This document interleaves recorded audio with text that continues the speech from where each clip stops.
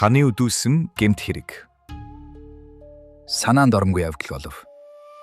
Тоглолтын үеэр хятад элбчин хан ходог шидэхдээ эхнэрийнхээ гүрээний судсыг тас огт ичгчээ. Залуу эмэгтэй тэр дороо амьсгаа хурааж ханыг ч даруй баривчилсан байна. Ил явдал театрын захирал, ханы туслагч хятад, тоглолт хөтлөгч, түүнчлэн 300 гаруй үзэгчдийн нүдэн дээр болжээ. Үзэгчдийн игнэний ард байраа эзлэн сууж байсан цагдаач үүнийг харжээ. Тийм олон гэрчин итгээд байсан хэдий боловч энэ хүн амны хэрэг санаатай, санамсаргүй алин болохыг хинч хэлж чадахгүй байлаа. Ханы үзүүлдэг тоглолтыг өгүүлбэл хаалга мэт өргөн модон самбарын өмнө ихмэрэн зогсож, хан хоёр кин зайнаас урт ходог шидэн самбарт зоохагаад тэдгээр нь ихнэрийн биеийг тойрон хоёр сун зайд тусах ёстой ажээ. Шүүгч хамгийн түрүүнд театрын захирлыг байцаав. Энэ тоглолтыг ер нь хэцүү гэж үздэг үү? Үгүй. Туршлагатай хүнд бол хэцүү биш боловч маш тайван байж бүх анхаарлаа төвлөрүүлсэн байх хэрэгтэй. Тэгэхээр ард нь гэж бараг бололцоогүй хэрэг үү? Тийм ээ. Тэгвэл би театртаа ийм тоглолт үзүүлэхийг хаанаас зөвшөөрөх вүлээ дээ? Тэгвэл та санаатайгаар алчсан гэж бодож байна уу? Үгүй, тэгж бодохгүй байна. Учир юу гэвэл хоёр кин зайнаас худаг шидэхэд самбаа чадвар төдийгүй нэг ёсны зүм бэлэг шаарддаг юм. Үүнийг машин шиг ардаа мадаггүй гүйцэтгэж болно гэж хэлэх аргагүй. Мэдээжээр бид ингэн чинээ огт сансангүй. Харин одоо бол алдаж болно гэдэг тодорхой байна. Та энэ хэргийн талаар ямар бодолтой байна? Учрыг нь огт ойлгохгүй байна. Шүүгч яггүй бэрхшээр дучирчээ. Хүн алсан нь их боловч санаатай үлдсэн эсхийг, санаатай бол алуурч тун цэвэрхэн ажиллажээ. Хинч тогтоож чадахгүй байлаа. Дараа нь шүүгч ханы туслагч, хэдэн жил хамт ажилласан хүнийг байцаав. Та ханы тухай юу хэлж чадах вэ? Ямар шүү байдалтай хүн бэ? Гэсэн асуултаар байцаартаа хэллээ. Мөрийтэй тоглодоггүй, им сохид оролддоггүй, төлөв томоотой хүн. Тэгэд бас ноднингоос Христосын шашинд сүсэлж ихэлсэн байх. Ямар боловч чөдөө цагаараа голдуу шашны ном мөргөл уншдаг байсан. Эхнэрийнхэн тухай юу хэлмээр байна? Эхнэр нь ч гэсэн төлөв сайн хүн байсан. Хисүүлч жүжигчид ер нь голж шилдэггүй ус гэдгийг та юу сандах вэ? Хүний эхнэр дагуулад явчихдаг удаач бий.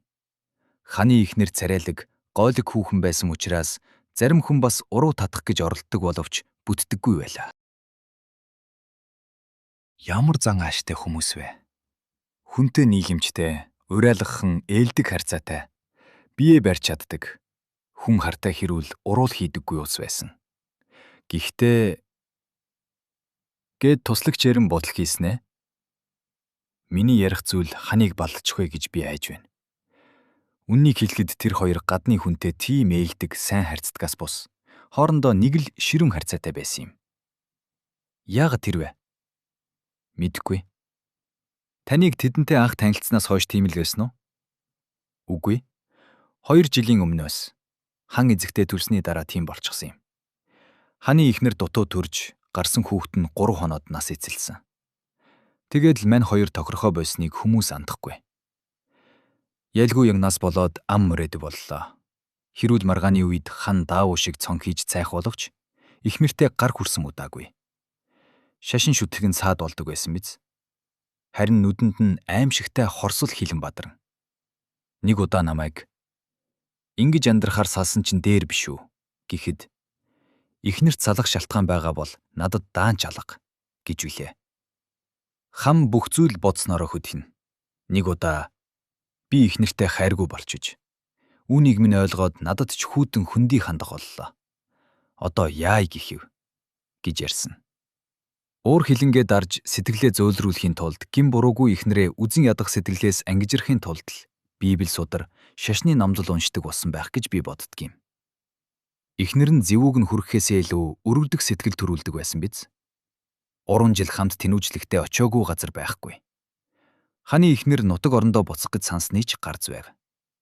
Ахан гэж замаа алдсан нэг хүн хамаг хөрөнгөө үрэн таран хийж гисэн юм гинүйлээ. Ханаас салж нутагтаа очлоо гэхэд хэрмэл жүжигчэнтэй 3 жил хэрж тэнсэн хүүхэнтэй суух ир олдохгүй гэдгийг ойлгож байсан учраас ч хантай зууралдан хамаг зовлон твчиж явсан байх. Болсон явдлын тухай та ямар бодолтой байна вэ? Зориуд алсан уу эсвэл золгүй тохиолдол уу гэж асууж байна уу? Яг тийм. Би ч бас энэ тухай их бодлоо. Гэвч бодох тусам учрыг нь бүр олохоо байлаа. Яагаад? Бүү мэд. Гэхдээ ийм л болоод байна. Бусад хүмүүс ч танд хариу өгч чадахгүй болов. Би хөтлөгчөөс энэ талаар асуухад бас л юу ч ойлгохгүй байна гэсэн. Яг тэр мөчид та юу гэж бодсон бэ? Эхнэрээ алчглаа гэж бодсон. Тийм би. Харин хөтлөгч залуу алдчихлаа гэж бодсон гин. Тэр хоёрын харьцааг мэддэггүй хүн бол юуны түрүүнд тэгж бодно шүү дээ. Тийм шиг байна. Гэхдээ би тэр хоёрын харьцааг сайн мэддэг учраас л алчглаа гэж бодсон байж болох босоо. Би ер нь нилээд хожуу ийм дүгнэлт хийсэн юм шүү. Энэ үед хан яаж байсан бэ?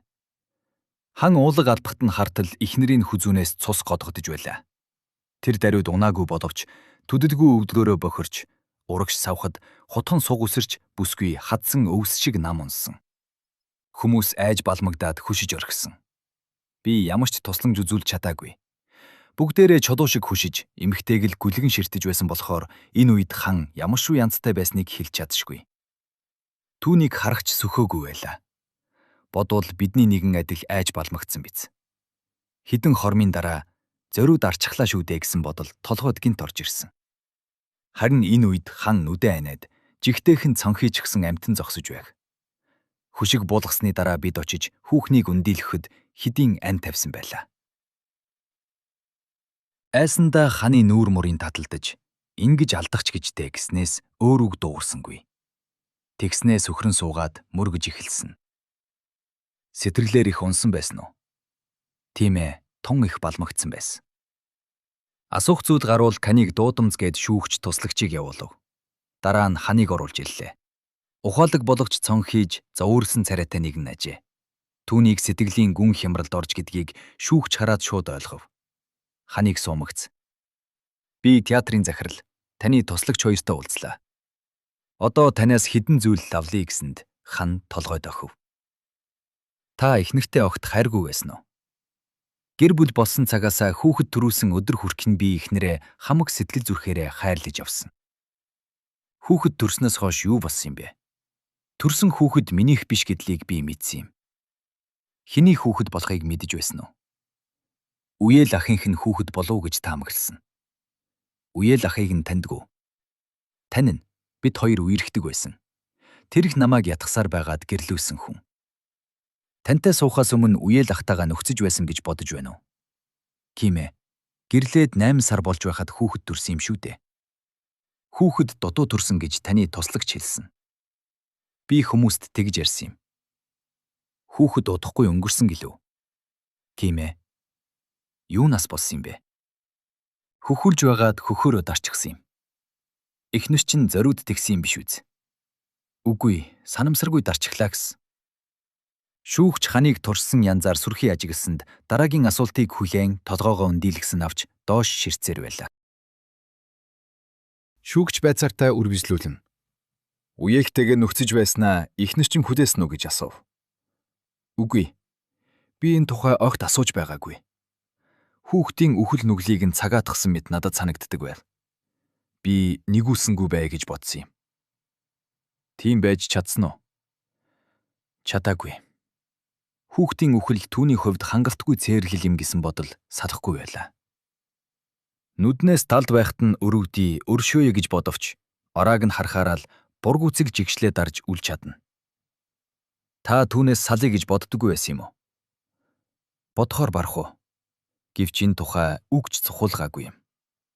Яагаад? Зүрх хүрээгүй. Намайг хайчихвал үхэн гэдэг байсан юм. Эхнэр чинь танд хайртай байсан уу? Үгүй. Тэгвэл яагаад тэгж хэлдэг байсан юм бэ? ертөнцийн тоос хөдөлгөж явъя гэж боддог байсан биз? Тогтой томоотой хүн хэрмэл жүжигчний хологдсон эхнэрийг тоохгүй гэдгийг ойлгодог байж. Төрөл садан гээд түших тулах хүнгүй. Ахан тэднийхнийг хоосрогчсон юм. Ажил хийгэхэд хүлэн дэндүү жижигхэн байсан. Та хоёр ямар харьцаатай байсан бэ? Эхнэр нөхөр хоёр шиг л байсан. Эхнэр чинь тантай ойр дотн байх гэж ирмэлцдэг байсан уу? Үгүй л болов. Надтай ойр дотн байх нь харин ч тэртэй байсан биз. Гэвч эхнэр энэ бүхнийг ямар ч эр хүн гайхмаар их төвчээр хатуу жилтайгаар тисэж өнгөрөөнө. Амьдрал минь аажмаар баларч өгүүрхийг хинэггүй ажиглан, зовж тарчлан амьдралаа аль болох өөд татъя хэмээн тусламж ирэлхийлэхэд минь өчүүхэнд санаа тавихгүй. Огт хүнзэнгийн хүн шиг байдаг байлаа. Та яагаад ямар ч арга хэмжээ аваагүй юм бэ? Янз бүрийн шалтгаан байсан юм. Эн чинь юу гэсэн үг вэ? Би бардам сэтгэлээ дарах гээд бүтээгүй. Эхнэрээ алъя гэсэн бодол танд төрж байсан уу? Хан дуугүй болов. Шүүгч асуултаа давтахад шууд хариулсангүй. Нилээд бодол хийснэ. Ингиж байснаас үхээд өгдөг болоосой гэж үе боддог байсан. Хуулийн хариуцлагыг хүдээдэггүй бол эхнэрээ алж чадах байсан хэрэг үү? Хууль цаазаас имээсэндээ бус. Зүрх хүрэхгүй учраас тийм хэрэг үйлдээгүй. Аймхаа хүн амьдралаас хагацах их дургүй байдаг. Сүүлийн үед эхнэрээ алгасан гэдэг хүсэл танд төрж байсан уу? Зориг хүрдэггүй гэхээс бодохын хувьд ч боддог байсан. Энэ явдлын өмнө бодсон уу? Бодсон. Урд оройн бас үүрээсч бодсон. Хэрэлцсэн юм уу? Тийм. Юунаас болж? Шалихгүй зүйлээс болсон. Тун шалихгүй зүйл. Гэхдээ л ярих тун. Би өсгөөрөө баахан цухалддаг. Тэр орой эхнэр хоолоо орой тулгаар нь миний уур хүрсэн юм. Урдхаасаа илүү их уурсан уу? Үгүй. Гэхдээ уур гарахгүй утсан. Амьдрал бүтлгүүтэй байхаар сүүлийн үед би үргэлж бачимддаг болсон. Орондоо орсон боловч нойр хулжиж, уурлаж цухалдаад толгойд элдрийн зүйл бодогдно. Юр хичнээн мэривч тэсвэрлэх аргагүй болсон энэ байдлаас хизээч ангижрахгүй гэдгээ. Хүсэл мөрөөдөл минь биелэхээ өнгөснийг гинт тов тодорхой ойлгов. Энэ бүхний уг сурвалж нь миний эхнэр байлаа. Цаашид ч энэ хിവэрэ байна гэдгийг ч би ойлгосон. Сайн сайхныг үзэгсэн гэж мөрөөдөж байсан минь ч унтарлаа. Итгэл найдварын оч хараахан унтарчаагүй ч сүүлчийн мөчн ойртон шижигнэн шатах нь аимшигтай санагдана.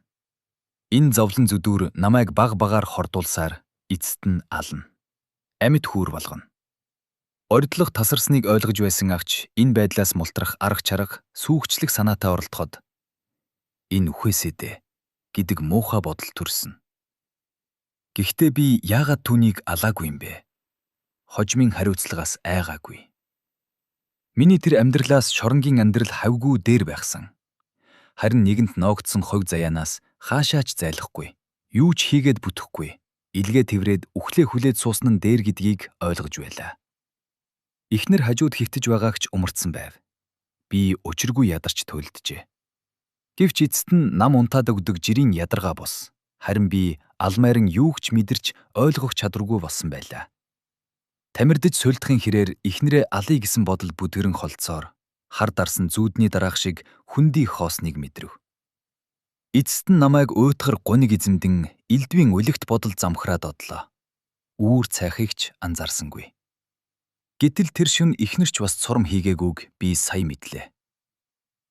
Өглөө босоод та хоёр байдлаараа л байсан уу? Нэг ч үг солиогүй. Тэгэхэд ч эхнэрээсээ салъя гэсэн бодол төрөөгүй юу? Салсан бол миний хүсэл мөрөөдөл биелэх байсан гэж та хэлэх гэж байна уу? Тийм. Үгүй гэж бодож байна гэд хан шүүгчийг үг дуугүй харахад цаадах нь ойлгосон бололтой толгой дөрхөв. Мэдээж энэ бодол намайг санаатайгаар хүн алсан гэж байгаа хэрэг огт биш. Тэр өглөөнөөс л миний сэтгэл донсолж, дээр нь бас бие цуцаж, толгой ядарсныг хэлэх үү. Тогтож сууж чадалгүй хүнгүй л хүл гудамжаар тэнхээр гадагш харлаа. Гараа хумхаад сууж таарахгүй тул замын турш арга ухаан сүүгчилж явлаа. Харин урд оройн бодогдсон эхнэрээ алъя гэсэн бодол дахин орж ирсэнгүй. Орой товрогттойгоо ч мартчихсан байг. Сансан бол үзүүлэх тоглогтоо лав өөрчлөх. Бидэнд өөр хид хідэн тоглогт бий л дээ. Орой боллоо. Бидний тайзанд гарах ээлж ирж, бийж байх байдгаараа цаас зүсэх, шалан зоох зэргээр хутгийнхаа эрийг үзэгчдэд харуулсны дараа нүүрэндээ оо ингэсэг зузаан нялж, хурц өнгийн хятад ховц өмссөн эхнэр минь гарч ирлээ. Ердөнхөөр үзэгчдэд мэхийн инээмсэглэн ёслоод самбарын өмнө байраа эзлэв. Би ч хутраа агч тогтоосон зайд очиж зогсов. Урд оройноос хойш бид хоёрын харц анх удаа тулгармагц тоглолтоо өөрчлөөгүй дими юм хийснээ ухаарч бие барьж эс чадвал муугаар эргэж магад гэж бодсон юм. Тайвшрах гэж хичнээн оролцсон ч үхтэл ядарсан бие барьж ухаан санаагаа төвлөрүүлэх хүч хүрсэнгүй. Нүдэ анин сэтгэлээ тайвшруулах гэж оролцсонд зөвхөн хамаг бие дагжин чичлв. Эхлэх цаг боллоо. Эхний хутгийг толгой дээр нь чиглүүлэн шидэхэд ердийнхөөс нэг сун дээр тусав. Эхнэр гараа алдлан сунгахад би хоёр гарынхан доор нижгээд хутаг зоолоо. Шидэх тоолон хутаг гарт наалдсан мэт ямар нэг юм чангаагаад байх шиг санагдана. Тэгсээр би онох газраач орж харахаа болж нэг хутаг шидчээд л алдаагүйдээ хувь заяанда талахаж байлаа. Бие барих гэж хичнээн оролдоод дийсэнгүй. Толгой дүүнгтэн гар хүшнэ. Хүзүүний зүүн талд нэг хутаг зоогоод баруун талд нь хараалан шидхийг завдтал нүдэнд нь жигтэйхэн айц тодорсон байхыг харав. Намайг хутаг шидэх бүрд айж бие хураан алгын чинээ болж байсан нэгт. Нэг л хутаг хүзүүнд нь тусна гэдгийг зөнгөөрөө мэдсэн ч байж магадгүй. Яагаад ч юм түүний тэр тэнэг байдал намайг ёстой л ташуурдаад авах шиг болсон. Толгой эргэн газар дайвилзна. Тэнхэл тасган хутгаа бараг таамгаар шидлээ. Шүүгч дуурсангүй. Яг тэр агшинд ингээд агчхтлын байж гэдэг бодол зурсхийн орж ирсэн. Та тэгэхээр энэ хэргийг санаатаагаар үйлцэн гэх гэж байна уу? Тийм ээ. Би зориуд үйлцэн гэдгээ гинт мэдэрсэн юм. Гэтэл та эхнэрийнхээ дэргэд сөхөрч, залбирч ихэлсэн шүү дээ. Тийм биз дээ? Тийм ээ. Арга зал зохиоё гэж гинт бодсон юм. Намайг бүгд л үнэн сүсэгт Христэс шашинтан гэж боддөг юм. Харин би залбирч байхдаа цаашид хэрхэхэ бодож суусан. Тэгэхэр та зориуд алсан гэдэгтээ итгэж байсан хэрэг үү? Тийм ээ. Гэхдээ энэ хэрэгээ золгүй явдал гэж ойлгуулж болохыг тэр даруй ухаарсан юм. Ер нь та яагаад үүнийг зориуд үйлдэлээ гэж бодсон юм бэ? Зүрх минь учиргүй дэрсэж байсан. Тэнд байсан улсыг төөрөгдүүлэхэ гэж бодсон. Тийм. Харин дараа нь бодхоос л би салгаж байсан ч аль болох үнэмшилтэйгээр айж гашуудсан дүр үзүүлэх гэж хичээсэн. Тэр үед нэг бодогч яхаа хүн байсан бол хуурамч дүр гаргаж байгааг минь мэдэх байсан биз? Одоо бодхоос хүүтэн хүс асах шиг бол бие. Тэр өрөө би хүмүүст бие буруугүй гэж заавал ойлгуулъя гэж шийдлээ. Намайг буруутгах ямар ч баталгаа байсангүй. Үүнийг зөвхөн зүрх сэтгэлээрээ мэдэрч болно. Бид хоорондоо эвгүй байсныг бүгдээрээ мэддэг боловч гэглээгээд би ихнэрээ арчиж чадах хүн гэсэн үг биш. Тиймээс ч алдсан гэдг хэлчихвэл хинч миний эсрэг баталгаа гаргаж чадахгүй байлаа. Бидний муу харьцаа зарим нэг хүнд намайг хардах сэжиглэл төрүүлсэн байж магадгүй. Гэхдээ намайг буруутгах нотлогоо болж чадахгүй юм. Ер нь эд мөрийн баримтгүй учир намайг буруугүй гэж үзэх ёстой байв. Би болсон явдлыг тайвнаар сайтар эргэцүүлэн тунгаагаад гэрчийн мэдүүлэг өгөх хүн бүр үүнийг золгүй тохиолдол гэж хэлнэ гэж бодсноо гинт эргэлзээ төрөв. Яагаад би үүнийг санаатай үйлдсэн гэж бодов? Өнгөрсөн шөнөл би ихнэрээ алах тухай бодсон. Үнэхээр ч алжглаа. Тиймээс ч зориуд алсан гэдэг бодол толгооноос салахгүй байна. Сүүлдээ би самгардаж хэрэг дээрээ чухам юу болсны учрыг олохоо борчихлоо. Сэтгэл тун их догдолж удтал тайвширч чадсангүй. Гэтэл сэтгэлд гинт туяа татан байдаг чадлаараа хашгирмаар санагдлаа. Та алдаж шидсэн гэдгээ ойлгоо юу? Үгүй, би тэгж арай бодоогүй юм. Гэхдээ юу болсныг өөрөө ч мэдэхгүй байгаагаа ойлголоо. Болсон бүгдийг чин үннээр нь яривал намайг буруу шаахгүй гэдгийг ухаарлаа. Тийм учраас би өөрийгөө хуурч, үүнийг золгүй явдал мэтээр дүрсэлж чадахгүй байна. Үннийг хэлэхэд би уучлаач олохгүй байна. Би алдаж шидсэн гэж яг таг баталж чадахгүй. Би бурууга хүлээж үгүйсгэж чадашгүй. Гэт хан дуугүй болов. Шүүгч үг дуурсангүй. Тэгснэ гинт. Энэ бүхэн үнэн бололтой. Харин та ихнэрээ өчүүхэн ч өрөвдөхгүй байна уу гэж түргэн асуув. Огт үгүй. Түүний ам өргөцснийг хичнээн үзэн ядаж байсан шигээ төчнөөн баяртайгаар ярьж чадах юм гэж даанч санаагүй. За, та явж болно. Хан дуугүй михий яслоод өрөөнөөс гарав. Шүүгч онгод нь орсон мэт үзгээ шүүрэн авч буруугүй гэж бичлээ.